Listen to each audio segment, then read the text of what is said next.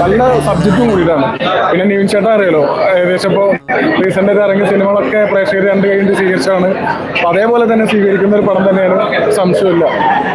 അത് പ്രൊഡ്യൂസർ നിശ്ചിൻ ചേട്ടൻ എന്നുള്ള മാജിക് ഫ്രെയിമിൻ്റെ ഒരു സംഭവമാണ്. ജനങ്ങൾക്ക് എന്താണോ വേണ്ടതെന്നുള്ള പ്രൊഡ്യൂസർക്ക് അറിയാം. അതന്നെയല്ല ഒരു സിനിമയുടെ വിജയം എന്ന് പറയുന്നത്. പ്രൊഡ്യൂസറെ സംബന്ധിച്ച് അല്ലെങ്കിൽ ഒരു എഴുത്താനെ സംബന്ധിച്ച് ജനങ്ങൾക്ക് എന്ത് കൊടുക്കാന്നുള്ളതാണ്. അപ്പോൾ അത് അറിഞ്ഞിട്ടൊരു സിനിമ ചെയ്യുമ്പോൾ എന്തായാലും വിജയ സാധ്യത കൂടുതലാണ്. ഇനി കാണുന്ന പ്രേക്ഷകരോട് പറയാനുള്ളത്, നിങ്ങളുടെ കുടുംബത്തിൽ നിന്ന് ഒരാൾ പോയി കാണാൻ നിങ്ങൾക്ക് സിനിമ ഇഷ്ടമാണെങ്കിൽ നിങ്ങൾ കുടുംബത്തോളം തന്നെ ഒപ്പം പോയി സിനിമ കാണാൻ വിജയിപ്പിക്കുക എന്നുള്ളത്. അതെ അതെ അതെ അതെ.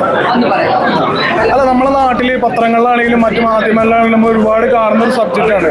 അപ്പോൾ ബോബി സഞ്ജയ് എന്നുള്ള റൈറ്റർ വരുമ്പോൾ അല്ലെങ്കിൽ ആ ഒരു കൂട്ടുകെട്ട് സംഭവിക്കുമ്പോൾ 2010 ട്രാഫിക് എന്നുള്ള സിനിമയൊക്കെ നമ്മൾ കഴിഞ്ഞിട്ട് സ്വീകരിച്ചതാണ്. അപ്പോൾ അങ്ങനത്തെ സംഭവം സബ്ജക്റ്റ് വരുമ്പോൾ തീർച്ചയായിട്ടും വിജയസാധ്യത കൂടുതലാണ്. ഇത് വെറുതെ ഒരു സിനിമ 2 മണിക്കൂർ കണ്ട് പാട്ടോ അങ്ങനത്തെ സംഭവമൊന്നും ഇല്ല. ഇത് സബ്ജക്റ്റാണ് ഈ സിനിമ, കഥയാണ് മെയിനായിട്ട് പറഞ്ഞു പോകുന്നത്. അപ്പോൾ നല്ല സിനിമയാണ്. അപ്പോൾ പ്രേക്ഷകർ കാണുന്ന കുടുംബത്തോടൊപ്പം വന്ന് കണ്ട് എൻജോയ് ചെയ്ത് പോകാൻ പറ്റുന്ന സിനിമ. അതിനോടൊപ്പം തന്നെ ഒരുപാട് കാര്യങ്ങൾ ഈ സിനിമയിൽ നമ്മൾ ഓർമ്മിപ്പിക്കുന്നുണ്ട്. ആ ഒരു ഇൻസിഡൻ്റ് ആയാലും കാര്യങ്ങളൊക്കെ ആയാലും സിനിമയുടെ ഉള്ളിലേക്ക് നമ്മൾ സംസാരിക്കേണ്ട ആവശ്യമില്ല.